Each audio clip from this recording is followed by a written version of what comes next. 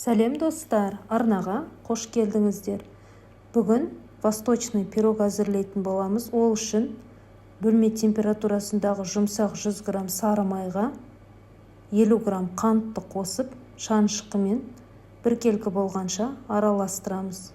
Одан кейін бір жұмыртқаны қосып, тағы да араластырып аламыз. Ендігі кезекте 200 грамм ұнға 1 шай қасық қамыр қопсытқышты қосып, ыдыстың ішінде біріктіреміз де барлық құрамның үстіне салып, қолға жабыспайтын жұмсақ қамыр илейміз.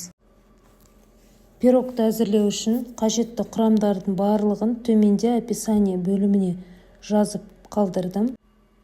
Дайын болған қамырды видеода көрсетілгендей оқтаумен жайып алып, пирогты пісіретін формаға орналастырып шығамыз.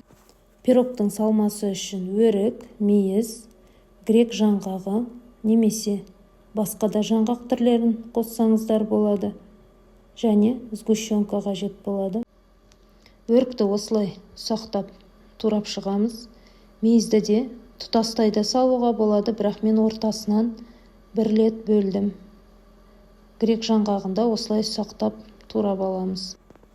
Қамырдың үстінен барлығын салып шығамыз. Өрікті саламыз, жайып аламыз, және жаңғақты, мейізді барлығын салып, үстінен сгущенканы құйып, тағы да жайып аламыз да. Алдын ала қызып тұрған пешке салып, 170-180 градуста 30-35 минут пісіріп аламыз. Пирог өте дәмді болып шығады. Осы рецептпен дайындап көруге кеңес беремін. Видео ұнаған болса, арнаға тіркеліп, лайк басып, комментарий қалдыруды ұмытпаңыз. Назарларыңызға рахмет.